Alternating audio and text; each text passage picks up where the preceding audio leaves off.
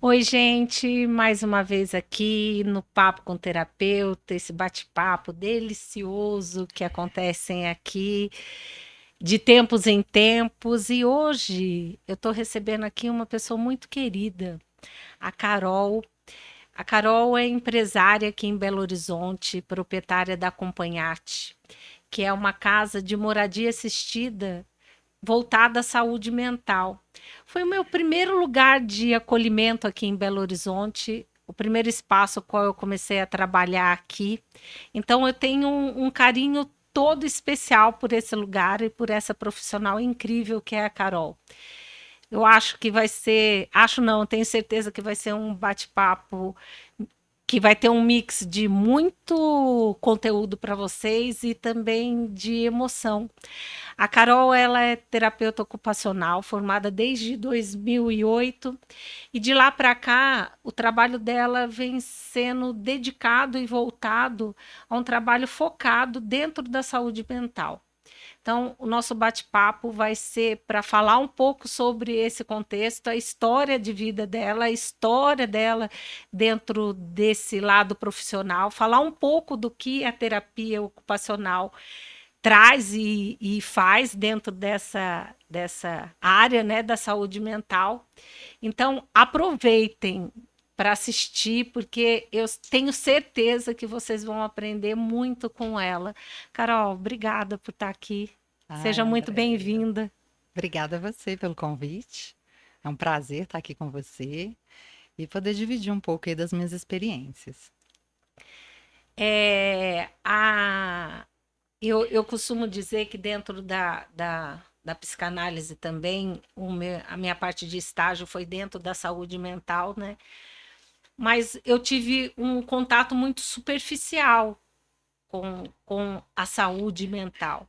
E vou te confessar que antes da minha formação clínica e tal, eu tinha um preconceito sobre essa palavra, saúde mental. A gente, até hoje, né, em pleno 2023, a gente ainda ouve alguns diagnósticos, algumas coisas como esquizofrenia, bipolaridade, tantas outras coisas, que quando a gente ouve uma pessoa falando que está no convívio conosco, aí você ainda vê algumas reações das pessoas. Nossa, você viu? Fulano é bipolar. Nossa, olha, fulano tem esquizofrenia. E quando eu fui trabalhar lá com você, na Acompanhate, eu tive um contato com essas doenças, podendo falar, usar esse nome, e com essa área da saúde mental totalmente diferente. O seu trabalho dentro dessa, dessa área da saúde mental é um trabalho espetacular. E por isso eu te convidei, né, para falar um pouquinho sobre essa sua experiência, sobre o que a terapia ocupacional pode trazer de ajuda e auxiliar nesse processo de evolução dentro da saúde mental. Então, você diz aí de uma verdade muito profunda. Realmente as pessoas têm muito preconceito. Eu vejo, assim, eu sinto o ar, assim, de medo até, né? Quando elas falam assim, não, mas você trabalha com pessoas com esquizofrenia, né? Esse nome, ele é muito pouco estudado, divulgado, utilizado de formas muito errôneas, né? Em locais que não cabe, né? Realmente as pessoas têm uma ideia equivocada, né? Então, assim, hoje a minha atuação é quase que 80 a 90% com pacientes com esquizofrenia. Então, esse preconceito ainda é muito grande e é muito diferente, né, do que quando você chega e vê e convive com essas pessoas, né? Você esteve ali durante um período trabalhando conosco e quando você chega e encontra pessoas tão inteligentes, tão capazes, tão calmas, tão tranquilas, né, tão capazes, coisas que vão tudo vai ao contrário, né, do que as pessoas esperam encontrar. né? As pessoas só têm aquela ideia do momento da crise, do momento Sim. que tem realmente fases difíceis, né? É uma doença realmente grave, mas ela tem, com tratamento, a pessoa tem uma qualidade de vida, ela consegue, né, ter o seu potencial realmente explorado e viver uma vida digna, né? A saúde mental, ela entra muito na minha vida, assim, já desde a minha casa, né? Eu tenho, assim, muitos familiares que têm diversos transtornos, entre eles tem uma pessoa que tem esquizofrenia. E quando eu fui estudar, que eu fui escolher qual profissão, a minha mãe sempre me orientou muito aí pelo coração e pelo que eu queria fazer de verdade, para fazer aquilo de uma forma prazerosa, né? A minha mãe sempre me mostrou que o trabalho, ele não é só aquilo de você crescer economicamente e lidar com o trabalho de uma forma adoecida. Não, você pode ser feliz, fazer uma coisa que goste. Então, ela me deixou muito solta. E aí eu fui fazer um teste vocacional.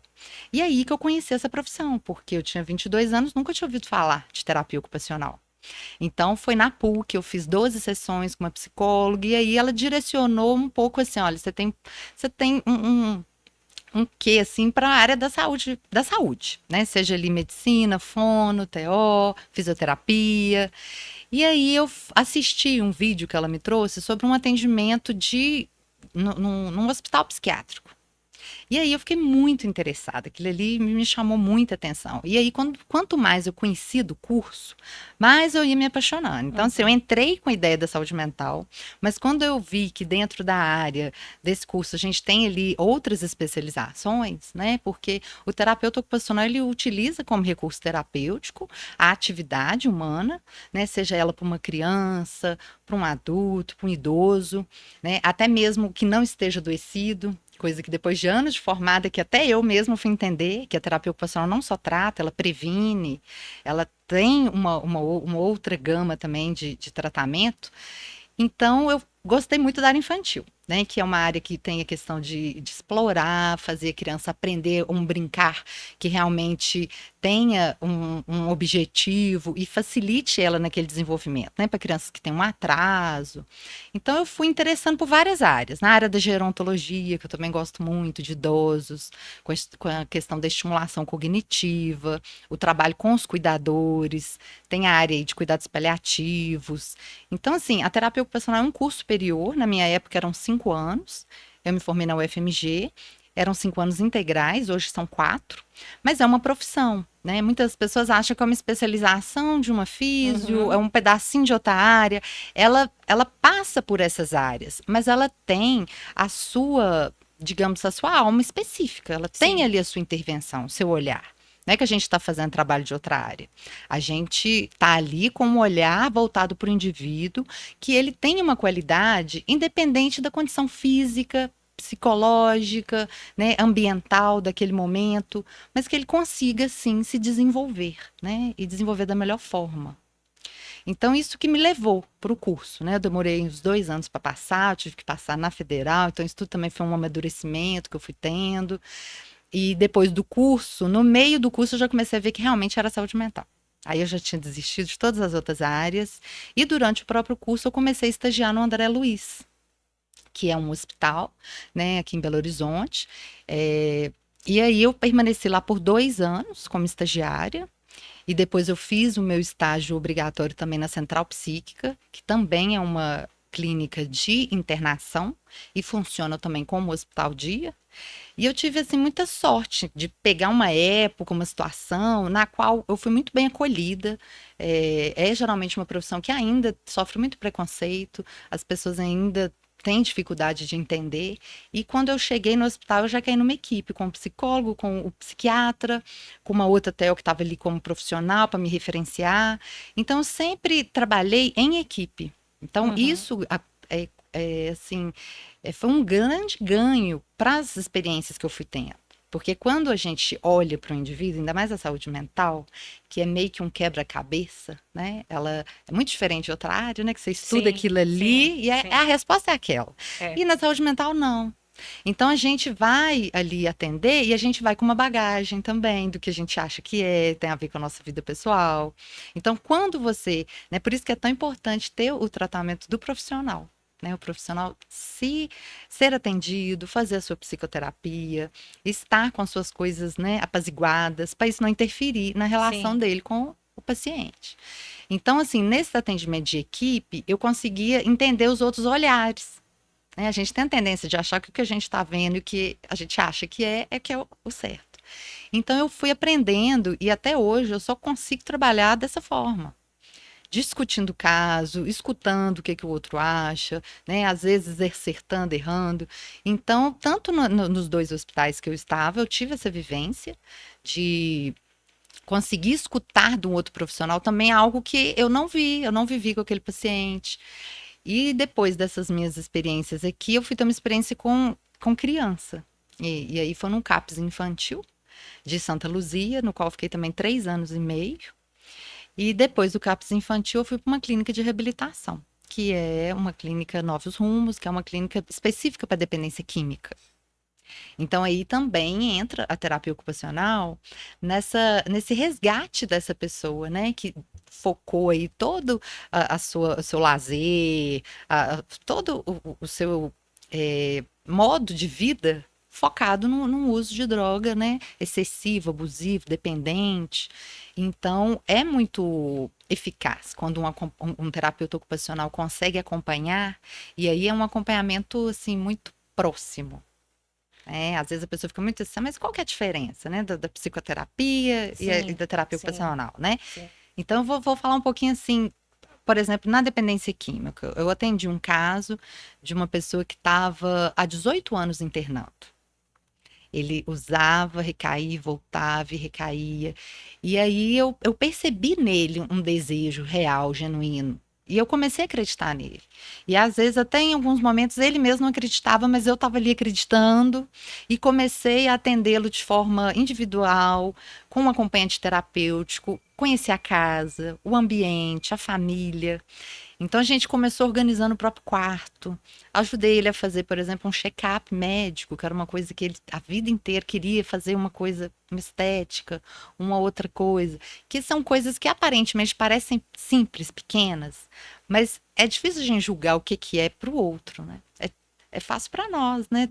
Ir ali, pegar o telefone, Acha marcar. simples, né? Acha simples, mas é de uma grandiosidade quando você pega na mão de uma pessoa que tem uma doença grave, né? Que precisa de ter todo um respeito, um planejamento, porque não é igual um familiar pega e vai acompanhar, né? O familiar geralmente ele toma a frente, né? Ele tá ali. Então o acompanhante terapêutico, que é uma das modalidades, né? Tanto da terapia ocupacional quanto outras profissões também, Sim, né? Se sim. especializam nesse acompanhamento um a um, né? Que acontece muitas vezes na rua, na casa, no supermercado, né? No acompanhamento médico. Então, assim, é uma pessoa que vai estar ali como um suporte mesmo profissional. A gente vai até onde ela dá conta de sozinha. E vai estimulando para que ela realmente dê Eu conta. acho esse trabalho incrível quando a gente fala sobre acompanhamento terapêutico, né? Como traz a socialização desse indivíduo de novo, né? Trazendo ele Isso, de novo para a sociedade, trazendo aquele lugar de fazer parte de um todo novamente. Porque aí falando um pouquinho já entrando em alguns pontos da constelação familiar, né? A lei do pertencimento entra e é restituída nesse momento quando esse profissional da terapia ocupacional ele tem este cuidado, né, de trazer ele de novo, de ir ao supermercado, de ir com ele a um cinema, de ir fazer coisas que para o nosso dia a dia são coisas corriqueiras que a gente nem se dá conta do quanto isso faz falta para uma pessoa que está fora desse convívio muito tempo, né? E o quanto isso faz diferença dele sentir que ele tem este lugar na sociedade, né? exatamente. Ele realmente consegue, né? Circular de uma forma saudável, mas com esse suporte, né? E Sim, com esse sim, treino, né? Muitas vezes a pessoa não teve realmente a oportunidade. né? Às vezes tem ali um casamento assim de uma família que fica super protetora, né? Ou que superestima a pessoa, que acha que sozinha ela dá conta, né? E aí entra muito na negação, né? As pessoas têm uma dificuldade de entender que ele não vai por um diagnóstico, que tem ele tem um médico que já deu o diagnóstico, a pessoa toma uma medicação, ela tem um problema. E a família acha que é, né, uma preguiça, né? Eles não entendem o modo de vida de uma pessoa, por exemplo, uma pessoa que é psicótica, né? Ela não tem o mesmo estilo de vida que a gente tem. E aí isso aí cai numa padronização que eles ficam meio tentando, né? Fazer com que normatização seria melhor, né? Que a pessoa seja normal, né? Ela pode ter essa doença, mas ela tem que ter um comportamento normal. Então, é difícil isso para a família. E aí, nisso aí, a família acaba se adoecendo e a pessoa não melhora porque ela também não dá conta daquele grau de exigência. Ou outras vezes a gente encontra uma família também que já não tem exigência nenhuma e nenhuma expectativa com aquela pessoa e que acha que a vida dela Tem realmente os não vai dois ter. pontos, né? Tem um ponto daquele que quer que ele seja normal, né? E o ponto que daquele que não acredita que ele possa nada, né? Que Nada. aí coloca ele no estado de zero aproveitamento, né? Zero, como é que se diz, utilidade, né, na vida. Sim. Né? Igual, por exemplo, alguns casos aí de dependência química, né? Então, assim, às vezes a pessoa, a família tem tanta expectativa, mas ele não tá trabalhando, ele não tá aquilo, mas não percebe que ele tá pelo menos sem usar. Né, que ele tá ali tentando ali caminhar, tá engatinhando. Se a gente for fazer um paralelo assim com a infância, a gente quando é um bebê, a gente valoriza tanto pequenas coisas, né? Sim, E no adulto não, né? O adulto já se espera grandes conquistas, porque aquilo ali que é pequenininho, não, mas ele deu conta de pegar ônibus sozinho, coisa tão simples, e não é.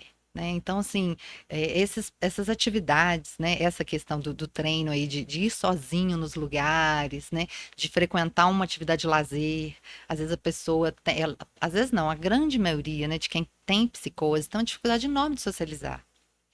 Então, para ele é muito invasivo, é muito difícil ter um amigo, é difícil ter um amigo que aceita ele, é difícil ele ir nos lugares de lazer. Então, quando o acompanhante terapêutico vai com essa pessoa e ela vivencia toda aquela experiência ali de uma forma plena, né? Porque é diferente demais de um familiar. É muito diferente, né? A família já tem ali aquela relação deles desgastada, né? A uhum, pessoa vai estar ali, mas ela tem um interesse também.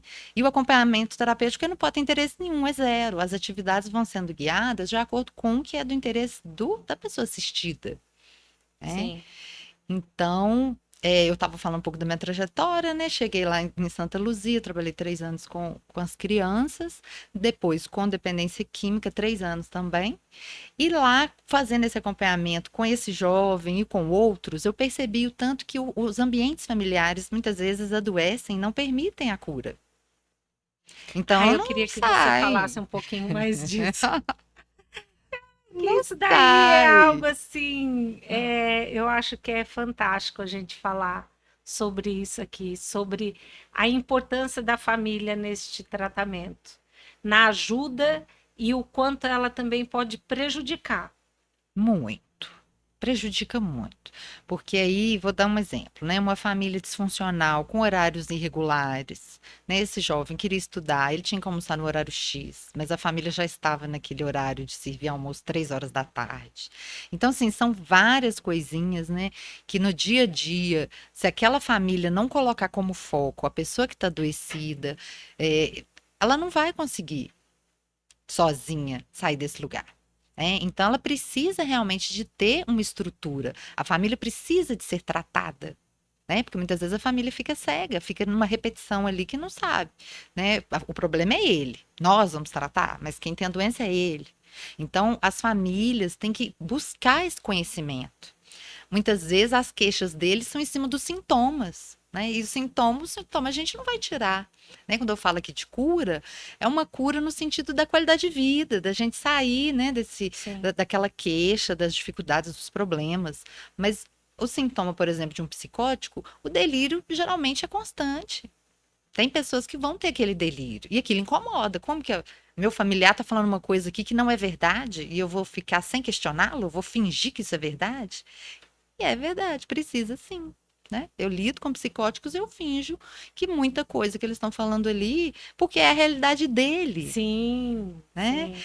É uma Então, realidade, é real para ele é naquele real, momento, né? é real. O sofrimento é real, o que ele escuta, né? A gente está falando de pessoas que têm alteração nos 5 sentidos, né? O sensorial, o gustativo. A gente vê pessoas com delírio da comida mesmo. Come comida, tô com gosto de ferro, tô com gosto disso, tá envenenada. Então tem o delírio gustativo, tem o delírio visual, quando ela vê algumas coisas e que não são da realidade. Então tem todos os sentidos, o cheiro, então a pessoa sente isso. Então, assim, é meio que um equilíbrio, no qual eu também não vou entrar e ficar repetindo a fala delirante dele, eu não vou alimentar, Fortalecendo isso, né? fortalecer, Mas também não pode é, des, não é desacreditar a palavra, mas credibilizar, descredibilizar. É né? isso. Porque é importante aquilo para ele. Ele tá falando. E quando você apazigua, igual tem uma pessoa que eu atendo, e ela tem um medo da polícia.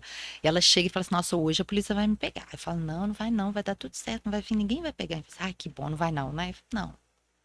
Então aquilo ali para ela já basta. Se eu entro numa de que, né, nossa, mas não tem polícia. Aí ela já começa, já não confia em mim, aí Sim, como que? sim. Então a família precisa entender muito bem, estudar, né, a fundo quais são realmente os sintomas. Tem um filme até muito legal, Escrito nas Paredes do Banheiro. Ele é um filme bem interessante. Ele conta de um jovem e da mãe dele, mostra até vários livros. A mãe dele aprofundou muito e buscou tratamentos novos e tudo. E é muito parecido com a realidade em algumas partes. Tem a questão da medicação que eles não aceitam. Então é difícil, né? A gente falando da saúde mental da psicose é mais complexo ainda. Se a gente tem uma dificuldade da pessoa que tem aí as suas neuroses, a depressão, a ansiedade, se tratar, para quem é psicótico e está achando que está tudo normal, é pior ainda. Tratar o quê? Né? Se aquilo é tão real. Sim. Então tem aí a questão de jogar medicamento fora, tem a questão aí de ficar muito dopado e enfim, é um filme muito interessante, mas no final ele, infelizmente, ele peca, porque ele entra numa expectativa que a família tem de que ele vai ficar muito, muito bom e que aquilo ali quase que né, que a internação não precisa, enfim. Então, assim, é uma doença que ainda é estigma assim, o tempo todo e preconceitos que a família passa, porque quando entra a crise real, né, a pessoa está sem medicação, que aí pode vir realmente uma agressividade nesse momento. Né? Não é certo a gente falar as pessoas com esquizofrenia são agressivas, não. Mas se a pessoa estiver em Mas podem crise, ser. ela pode ser Sim. extremamente e perigosa, né? Infelizmente, a gente está com um cuidado na saúde mental cada vez mais precário no nível público e cada vez mais as manchetes de jornal mostrando tragédias. Algumas associadas, sim, porque se a pessoa não toma medicação e aquele delírio é tão grandioso para ela que ela faz coisas que realmente prejudica ela e os outros, E não dá né? conta, né? Não dá conta de segurar, Não dá conta. não dá conta. E a gente entra num campo muito triste que é a falta do suporte hospitalar. Né? Como eu te conto aqui no início, né, e estou falando para vocês aí da minha experiência dentro de um hospital, é claro que a experiência que eu tive como profissional é muito diferente da dos pacientes. Né? Sim. Tem pacientes que levam isso muito como, às vezes, um trauma e não foi bem tratado como deveria, mas a gente tem que entender que no momento de urgência, né, é um hospital. Sim. Teve uma pessoa que me ligou esse fim de semana e eu tentando explicar para ela que na segunda eu conseguia retornar, né? Porque a gente também tem que ter esse equilíbrio aí, né? A vida Sim. pessoal. Sim. E aí ela foi assim, mas vocês não atendem? Eu falei assim, não, porque na urgência é o hospital. Sim. Se a gente for pensar uma pessoa que está tendo uma parada cardíaca. A gente não vai ficar levando ela dentro do consultório do médico, a gente não leva para Do um hospital. cardiologista, né? Vai Né? A para o gente não hospital. vai no Sim. cardiologista, a Sim. gente vai para uma urgência. A Sim. saúde mental é a mesma coisa. Né? Quando a gente vê casos de suicídio, tentativas, né, de suicídio, as pessoas. E aí tem-se hoje muito o preconceito até do hospital. Sim. Uma loucura, né? É, eu, Profissionais eu acho até. que eu acho que trouxe essa questão do preconceito com os hospitais, né? Muitos atrelam como quando a gente fala em saúde mental, todo mundo fala louco, né? vamos usar aqui um português correto e falar aqui, nossa, põe tudo dentro de um saquinho e chama de louco. Quem, quem de nós não tem um pouco, né, dessa loucura hoje? Mas não, e dentro de hospital psiquiátrico, eu acho que remete muito às figuras dos manicômios, né? Tá muito Que recente, né? antigamente existia, que é muito recente esse desprendimento do que era um manicômio e do que é um hospital que possa cuidar. Então, a gente tem que entender que para esta área, o acompanhamento de um profissional que realmente saiba o que está fazendo, né? E que entenda, não é só de assim, ah, vou fazer porque é um luxo. Não, não é luxo, não, é preciso, é necessário, porque é aquele profissional que vai direcionar, não só ajudar no momento da crise, mas direcionar o pós-crise, que é o Uhum. essencial para que essa família possa ter uma vida também. A gente vê muito, né? Eu via quanto as reuniões que a gente fazia com os familiares, né? O quanto a família inteira é adoecida e o quanto esse não tratar, este não buscar o profissional correto para auxiliar nessas doenças, traz um equívoco assim de muitas vezes achar que não está fazendo porque é corpo mole, não tá, não, é a limitação dele, ele só consegue vir até aqui. E este pequeno passo para nós é um grande passo, um grande avanço para eles, porque muitas vezes no tratamento também a família vê pequenas conquistas e fala assim: não, não vou investir dinheiro nisso, não vou gastar com isso, porque olha, ele só está indo escovar o dente, indo tomar o banho sozinho ou pegando um ônibus. Só isso que você pode me dar. Só que isso dentro do quadro daquela doença mental é um baita de um avanço. Então, saber tudo isso e ter essa clareza, né? É só o profissional, acho que pode trazer isto, né? Como qual a importância desse pequeno passo para que a família veja isso como uma evolução também e possa se sentir também mais tranquila. Nossa, ele está evoluindo ou ela está evoluindo. Então, nós estamos também fazendo um bom trabalho. Nós podemos evoluir como família também, né? Isso mesmo. Esse momento da crise bem cuidado, ele prepara a pessoa para ser cuidada pelos outros Sim, profissionais, sim. né? Então ele precisa ali de um médico 24 horas, o ajuste é medicamentoso, a maioria das vezes. Então precisa de ter essa estabilidade para ele ir para os outros passos, né? Que a gente tem aí os outros serviços dentro dos dispositivos de saúde. Além do hospital, tem a questão dos ambulatórios, né? Tanto os públicos quanto os privados. Tem o hospital dia, a gente chama como um nome nosso, que é casa dia, que é onde a pessoa pode passar o dia e retornar para sua casa. Né? Então, falando um pouco do trabalho da Acompanharte, é uma casa de saúde mental e que atende na modalidade de moradia e casa-dia. Então a pessoa tem essa oportunidade, às vezes, um pós-alta, né? Saiu de uma internação, que é um lugar totalmente fechado, né? Sem celular, sem nenhum contato com a família, assim, né? Contato mínimo, né? E aí ela volta para aquele ambiente que ela estava, né? Então fica assim, fica uma ruptura, assim. Então a gente tem uma oportunidade nesse meio de fazer um trabalho ali de reestruturação de rotina, a pessoa começar às vezes a usar o celular de uma forma mais moderada, né? A família tem uma oportunidade de fazer uma retomada com ele de outra forma. Sim, Então, a socialização é o carro-chefe, né? A pessoa consegue, porque tem ainda, além do estigma com o hospital, tem o estigma com a moradia. Né? tem. A moradia ainda, né, como lar de longa permanência, sofre um preconceito como se fosse um local, um depósito que me perguntam muito. Mas é quem não tem família? É quem né, não tem. E pelo contrário, quem está na moradia hoje é que tem famílias muito bem interessadas em cuidar. Né? Muitas vezes a pessoa está muito mais isolada dentro do seu quarto, né? Nas mansões, nos apartamentos, e que o preconceito é maior do que a vontade de cuidar, do que dentro de uma moradia, que ele está ali convivendo, né? Ele está ali nesse um a um, por mais que às vezes ele não consiga chegar até um grupo terapêutico que está acontecendo, mas aquele grupo ali, ele respinga na casa inteira, ele respinga no ambiente, Sim. tá todo mundo ali sentindo aquela energia, né? E quando a pessoa consegue de fato ir para o grupo, o benefício é gigantesco.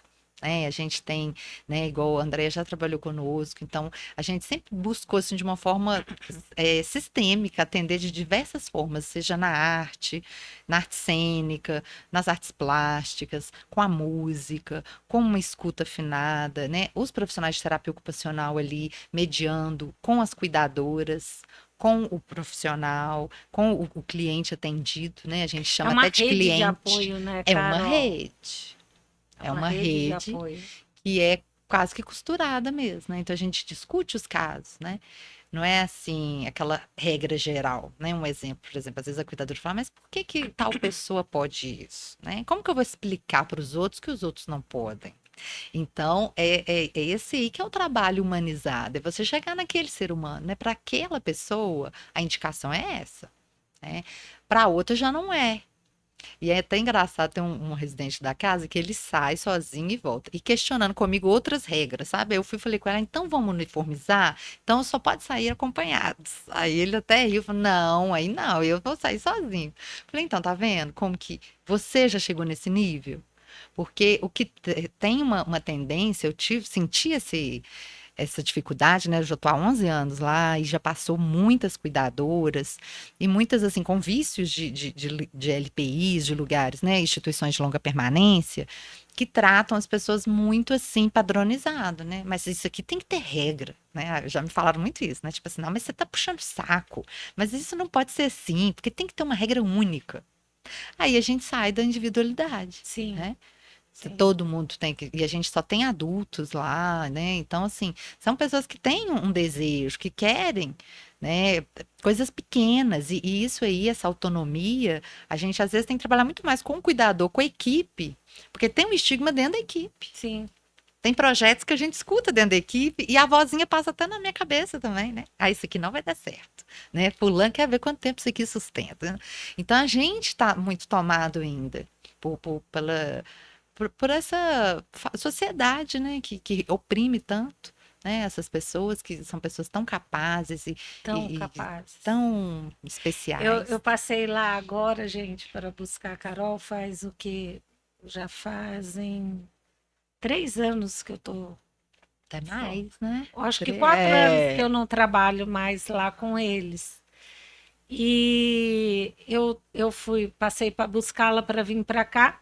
E um dos moradores que está até hoje lá falou: Oi, tudo bem? Quanto tempo? Você está em São Paulo? Porque eu falava para eles, eu tinha vindo recentemente de São Paulo. E aí eu entrei no carro com a Carol e falei assim: como que depois de 4 anos ele me reconhece, lembra da minha história, né? De onde eu estava, de onde eu ia. Então, gente, é aqueles, né? Ah, não, não são capazes, são assim, são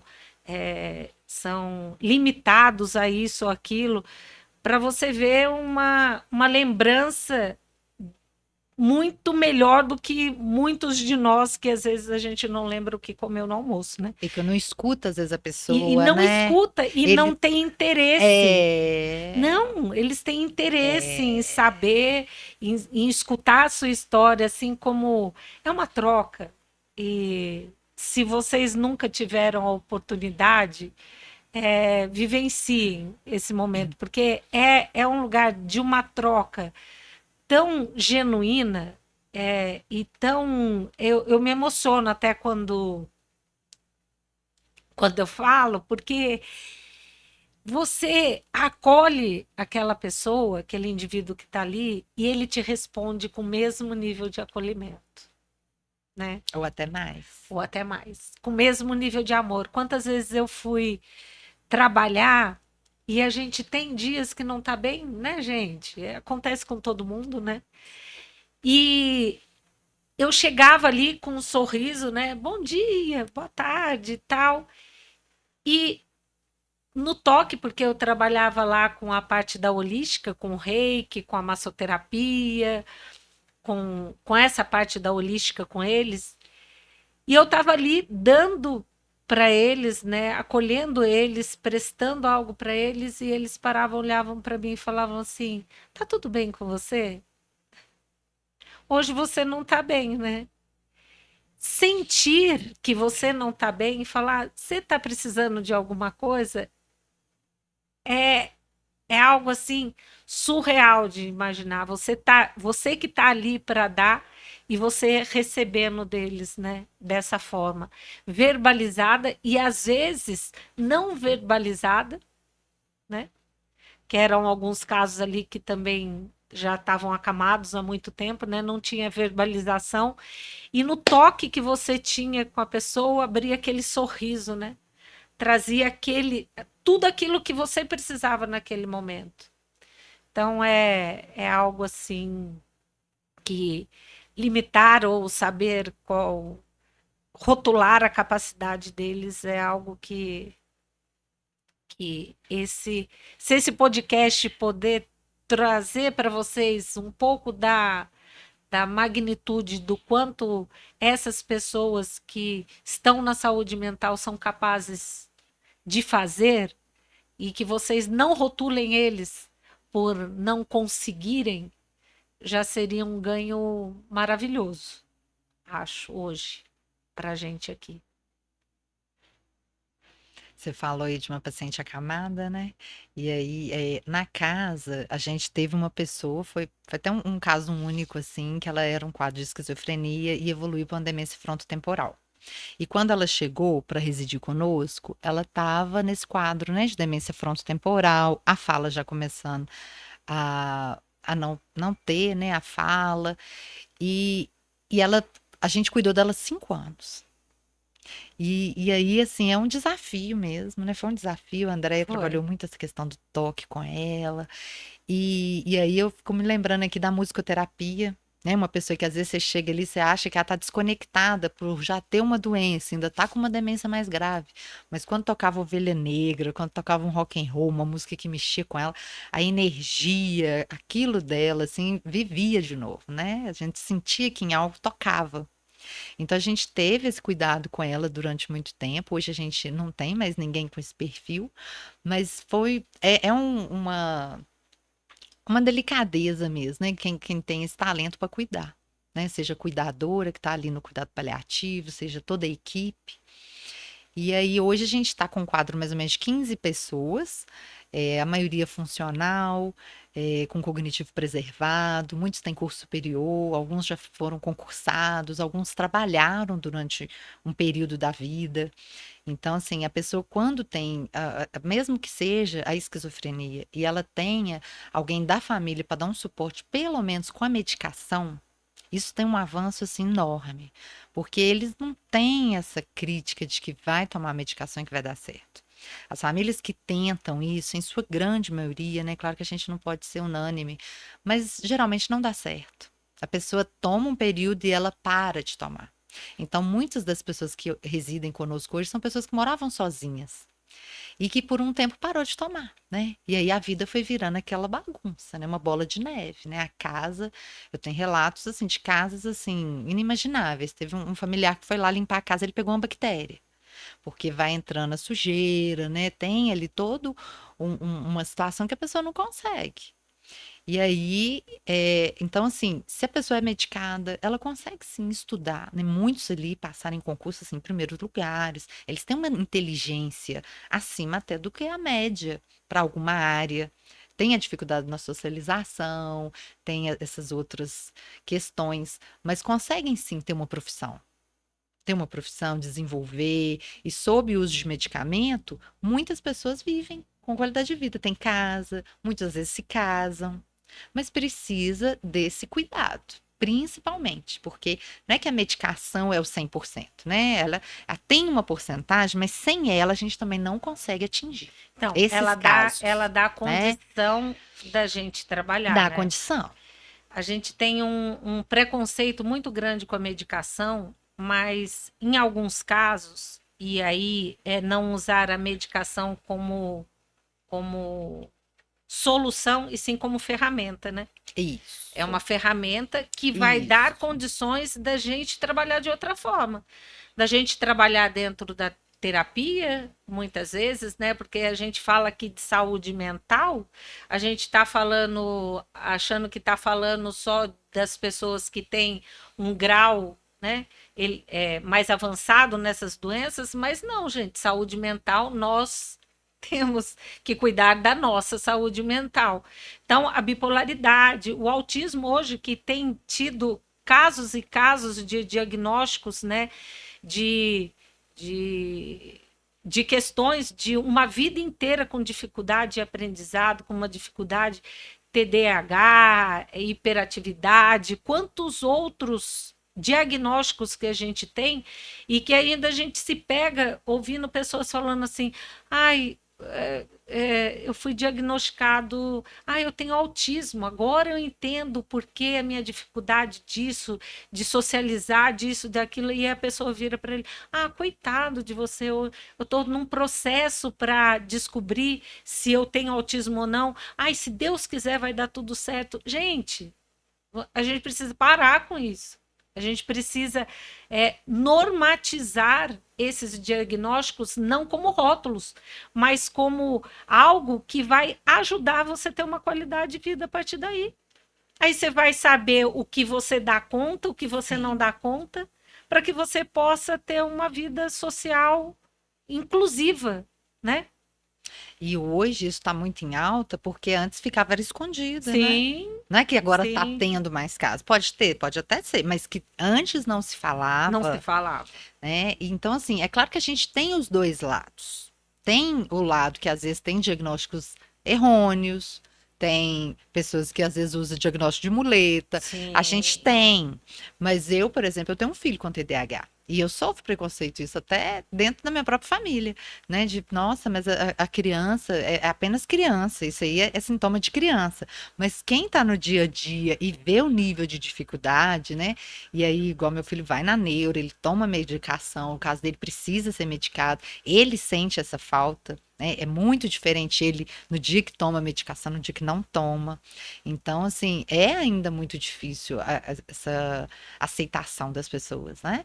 O tanto de gente que a gente vê, né, que poderia estar melhor se por um período tivesse uma consciência e ir num psiquiatra, tomar uma medicação, nem que seja às vezes por um período, depois pode ser que tire, né? Agora a gente tem também, por um lado, às vezes uma automedicação sem um alto grau de medicação, sem fazer, às vezes, uma avaliação completa, né? Ver se está déficit de Claro, vitamina. Com as claro. mulheres acontece demais, elas estão na época da menopausa, na época de mudança hormonal, e às vezes tem uma avaliação que não é tão adequada, e aí ela começa a tomar medicação, sendo que a ansiolítica, sem que ela poderia estar tomando, às vezes era uma reposição, ou poderia entender o que está acontecendo com ela.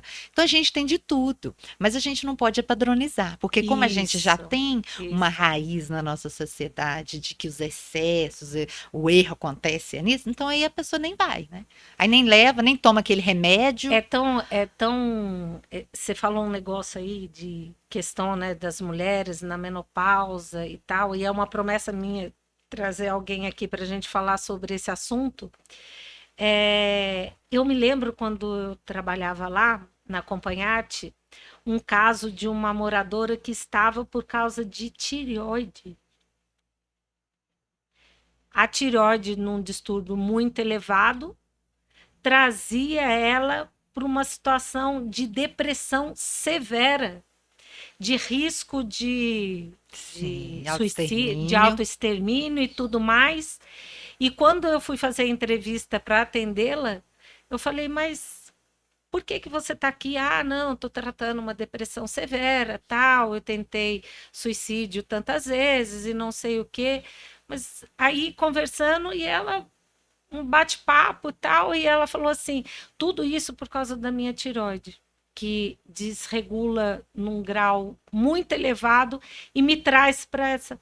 E aí eu fui ler e estudar sobre isso, que eu não tinha conhecimento do quanto uma tireoide, um distúrbio de tireoide pode te trazer para quadros depressivos severos, assim como a mudança que a mulher passa durante a menopausa, os índices de hormônios todos modificados, o quanto de sintomas podem trazer. E aí há a importância de se buscar um profissional mesmo, para ter um diagnosticado certo, porque Sim. também todo mundo hoje que não consegue ter atenção em algo tem TDAH. Uhum. Todo mundo se auto é, Rotula, né? rotula como É. tendo, porque só que a gente tem que lembrar que hoje este problema existe por causa da nossa comunicação rápida. A internet nos traz cada vez mais vídeos de 15 segundos, tudo, o WhatsApp acelerando até 2, né, para não ter mais a paciência de você ouvir uma mensagem completa, e isso tudo traz a nossa falta de concentração, a nossa falta de paciência, né, para as coisas. Uhum. Então, você pode não ter TDAH, você pode só estar inserido nesse mundão aí que a gente vive hoje, mas você também pode ter. Então, o que vai diferenciar isso é procurar um profissional da área correta, né, para isso. Sim. Uma outra época também que é muito importante é a gravidez, né? De quem tem transtorno mental e estar grávida. Então, tem-se, assim, uma ideia de que, nossa, não pode se tomar medicação porque a pessoa está grávida e aí vai ter um problema com o bebê. E aí não se pensa na relação dessa mãe, que mãe vai ser essa pessoa quando a bebê nascer e ela completamente sem saúde mental nenhuma, completamente desorganizada. Sim, Então, hoje a gente tem psiquiatras específicos que acompanham gestantes.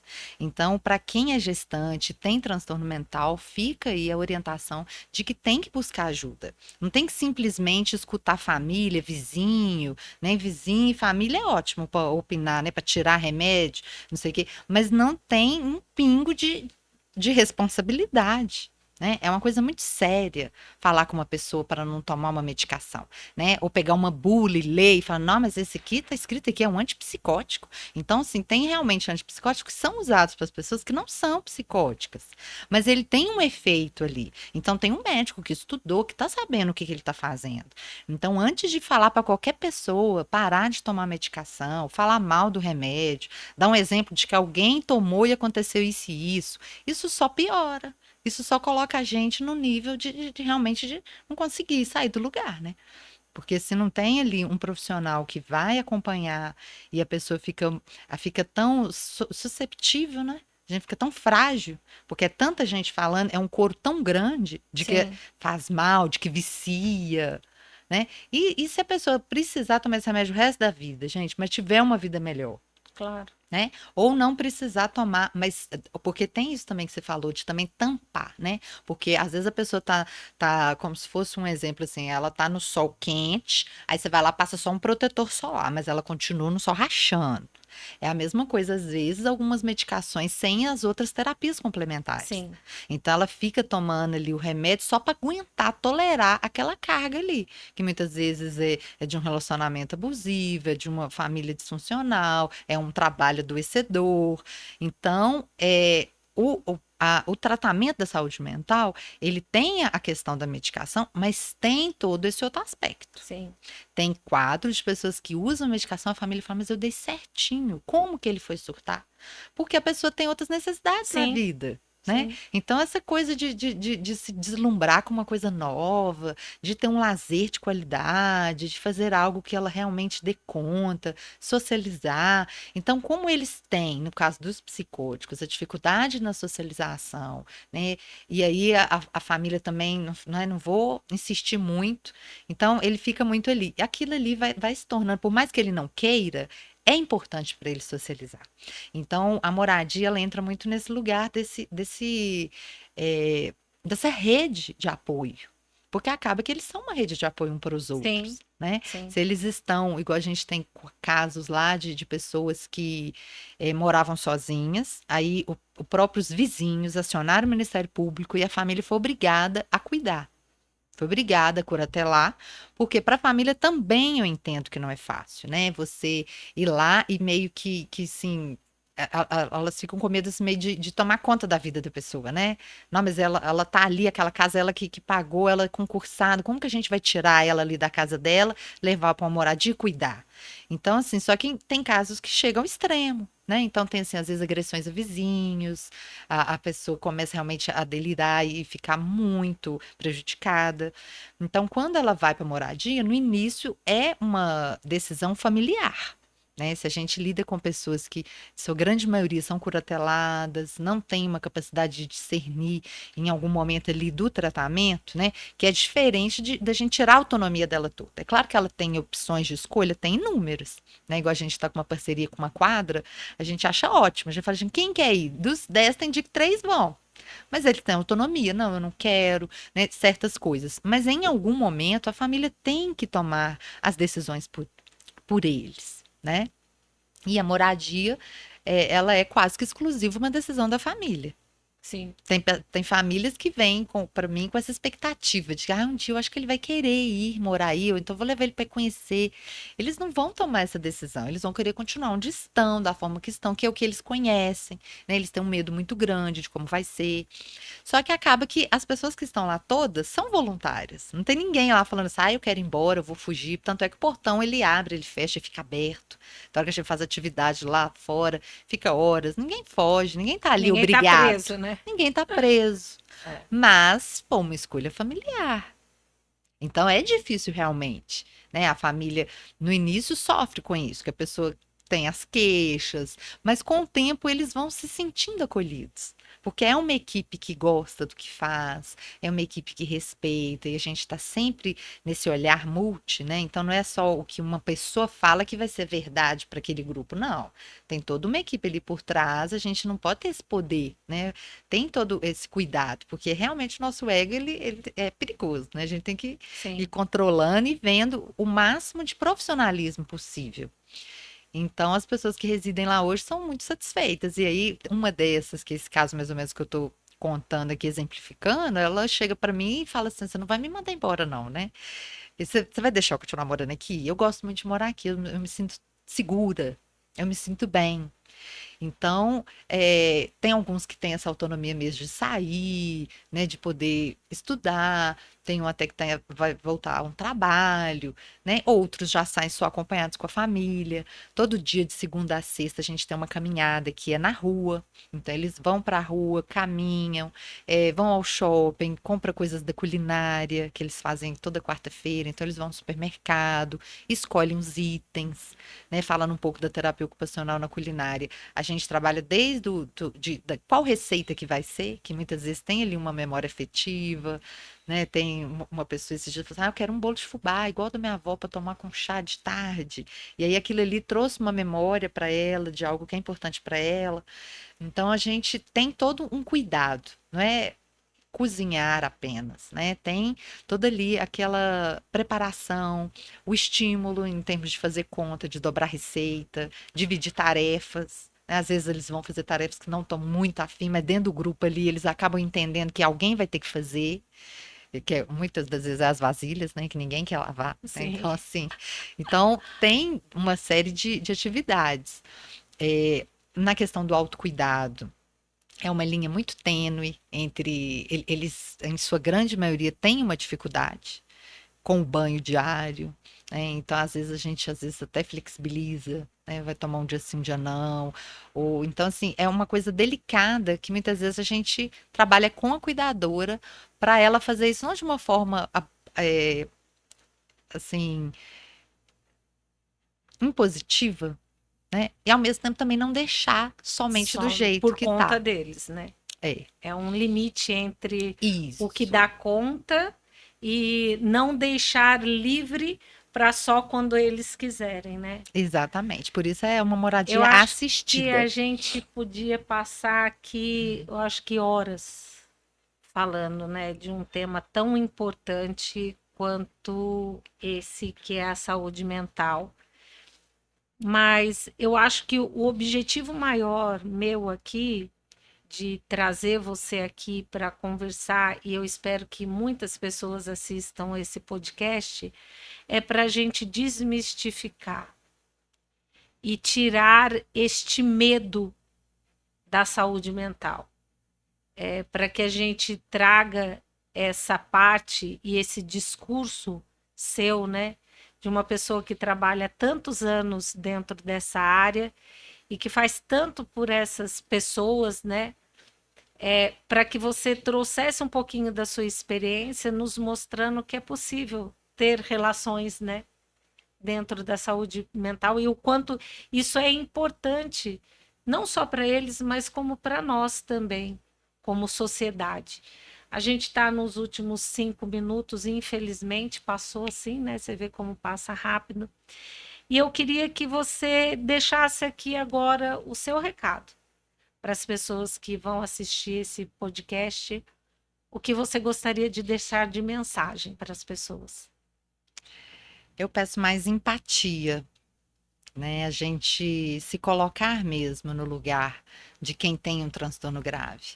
Como a gente gostaria de ser tratado, né? E essas pessoas, elas precisam desse olhar natural. Então, não rotular, né? Que elas não demonstrar nesse olhar o medo, não terem realmente o medo, né? Eu tô indo para 16 anos de formada e eu não tenho histórico de ter sido agredida. Então, eles não têm essa agressividade que as pessoas imaginam ter, né? Mas, ao mesmo tempo, é preciso sim cuidar. Se você está em casa com uma pessoa que está em crise, se ela tem uma fala de algo grave, essa fala pode se tornar numa atitude. Então, é preciso realmente levá-la a um psiquiatra. Não tem outro profissional, não tem clínico, não tem outra pessoa que vai fazer primeiro essa avaliação, que é o que a gente falou ali, global, né? Pode ser algo apenas do cérebro, mas pode ser um outro órgão que está com alguma disfunção e que está gerando essa confusão. E se for realmente algo da saúde mental, quanto antes tratar, melhor. Né? As crianças que estão apresentando dificuldades, quanto antes elas tiverem esse olhar, né? E aí não é só levou no psiquiatra, começou a tomar medicação, não é só começou o tratamento. Então essa pessoa precisa de ter atividades ali na vida dela, e entre elas o profissional aí, o terapeuta né? Ele vem de frente nesse tratamento, porque ele vai auxiliar essa pessoa a lidar com ela mesma, com as questões dela, né? E com o outro. E às vezes o acompanhante terapêutico, que é esse profissional que vai acompanhar no dia a dia, mais próximo, né? É uma atividade mais concreta de reabilitação. Então, assim, a gente tem várias, né, possibilidades. Eu vejo que na saúde mental não tem a receita de bolo. Né? Não tem assim, o tratamento com a psicanálise é o melhor, o da comportamental, o holístico, o sistêmico. Não tem. Cada pessoa vai se beneficiar de um tipo. Sim. Né? Então, assim, a pessoa pensa assim, mas tal, já levou no tal psicólogo, já levou naquele profissional, não deu certo. Não deu com aquele profissional. Pode tentar a mesma especialidade, mas com outro. Tem que ter uma afinidade, tem que ter ali uma troca. A pessoa tem que aceitar se entregar e se mostrar suas fragilidades. É Né? confiança, é um movimento de confiança. Dentro, Freud já fala, né? Um movimento de transferência e contra-transferência, que é quando você tem o, a, essa transferência, essa confiança com aquele profissional e a partir daí começa a se abrir com ele. Da outra forma também, quando acontece isso dentro do profissional também que consegue dar o acolhimento propício para isso. Carol, queria te agradecer demais por você estar aqui. E a Carol falou um ponto, gente, de empatia. A gente denomina empatia como fazer para o outro aquilo que gostaria que fizesse pela gente. Vamos mudar um pouquinho esse conceito, ampliando ele um pouquinho, de olhar o outro como ele é e respeitar ele dentro do que ele quer. Porque eu, por exemplo, gente, não gosto de quiabo. Se a Carol gostar de quiabo, não sei se gosta, e me chamar para comer na casa dela, e ela tiver esse pensamento de empatia, ela vai fazer um baita prato de quiabo, porque é o que ela gostaria que fizessem para ela comer, para servir para mim. E eu não gosto de quiabo. Então, se ela tiver o cuidado, ela vai perguntar: Andréia, vem almoçar aqui em casa, o que você gosta de comer? E aí sim, este movimento é um movimento de empatia. Olhar para aquilo que eu gosto e proporcionar e respeitar o que eu gosto, né? Isso mesmo. Olhar o outro e ver como ele é no lugar que ele é e ter esse respeito. Muito obrigada. Ai, Quem é aqui obrigada a de Belo Horizonte e você. quiser conhecer, acompanhar-te, tem lá, se colocar no Instagram, né, Carol? É, @moradia assistida, acompanhar-te. E tem um site também, www.acompanharte.com.br. E eu agradeço muito, fiquei muito Imagina, feliz e imagina. acredito que a gente conseguiu sim levar uma mensagem bem bacana, né, e bem importante, salvar vidas, né, e cuidar da saúde mental. Isso. É um assunto muito sério. Então, você assista todo o nosso encontro e compartilhe também com as pessoas. Essa mensagem vai de coração. Obrigada, Carol. Obrigada a você, Andréia.